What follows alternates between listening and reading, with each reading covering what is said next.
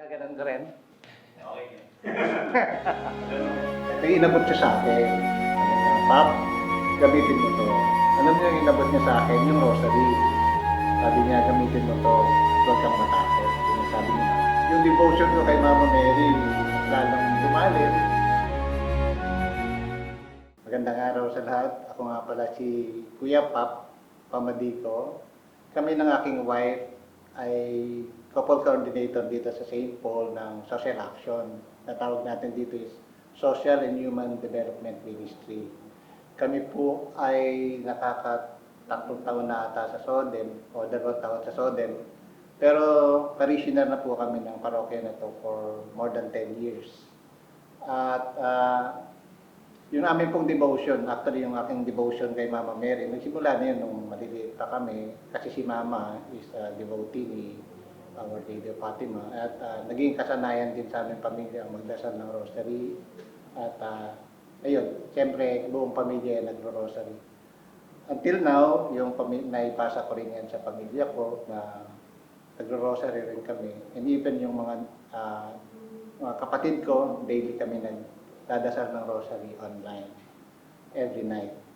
So, yung kwento ko about dun sa miracle nung Mama ni Our Lady of Fatima, nangyari ito noong 2021 nung na-confine ako sa hospital dito sa Marikina Valley.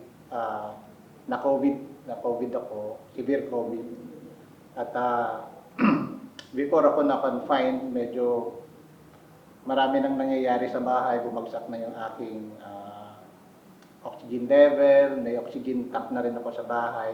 And there was a time na tumaas talaga yung BPM ko, yung beats per minute, umabot ng 180 plus beats per minute yun. So, sabi ko sa wife ko, Mami, mag-rosary tayo. So, bago pa matapos yung rosary, bumaba na yung beats per minute ko sa normal. So, yun yung isang nangyari sa buhay ko na masasabi kong dahil sa intercession ni Mama Mary, medyo gumaan yung pakiramdam ko. Tapos nung nandun ako sa ospital, siguro second night, nung after ako ma-confine, nanaginip ako. Dumadaw daw yung nanay ko, si Papa, sa akin. Tapos, nagulat ako dahil bakit sila nandun dalawa. Kala ko nga sinusundo na ako eh. Pero may inabot siya sa akin. Sabi niya, Pap, gamitin mo to. Ano niya yung inabot niya sa akin? Yung rosary. Sabi niya, gamitin mo to, huwag kang matakot. Yun yung sabi ni Mama sa akin. So, even nagro-rosary naman talaga kami daily with my brothers and sisters dahil para nga humingi rin ng tulong kay Mama Mary. Malaking tulong na rin sa akin yun para mag-gain yung aking confidence na nandyan si Mama Mary, nandyan si Lord para hindi ako matakot, para patuloy na lumaban dun sa COVID. Kasi by that time, hindi pa talaga wala pa talaga gamot eh. So, inaalay ko na yung sarili ko, pinubaya ko na yung sarili ko, sabi ko, Lord, ikaw na, ibinibigay ko ng buhay ko sa iyo. Kung ano yung gusto mo, yun na po yun.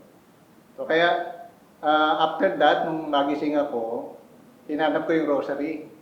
Kasi merong binigay na rosary yung, isa sa mga kit na binibigay ng aming community sa Coppers for Christ, maliban dun sa gubot, merong rosary. So, kinuha ko yung rosary, tapos kinento ko kay Rochelle, sa wife ko, sabi ko, Mami, ito na yung rosary na inabot ni Mama sa akin. Gamitin ko raw to at mag-rosary.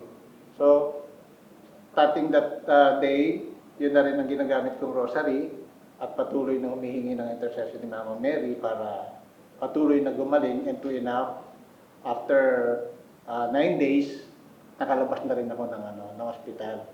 So it was a severe case kasi half of my lungs may pneumonia na. Tapos high pressure na yung oxygen level ko. Tapos bumagsak na rin yung oxygen level ko sa lungs. So I consider this as miracle dahil doon sa rosary, alam ko, nag-gain ko yung aking confidence at siyempre, nandun yung nasa sarili ko na nandyan lang si Mama Mary sa likod ko para palakasin yung loob ko at para sabihin na relax ka lang, nandito ako at hindi kita pababayaan.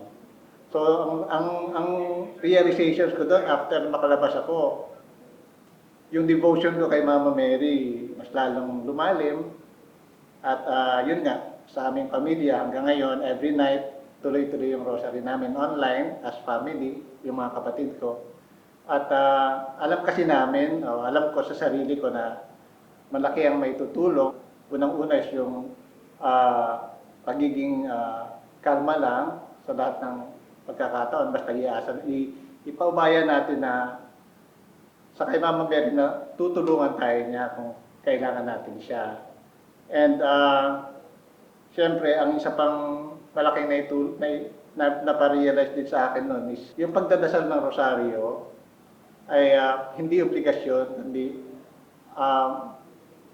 pagpupuri rin, paghihingi rin ng tulong at paghihingi rin ng intercession para may parating sa Diyos yung ating mga hinihiling through Mama Mary.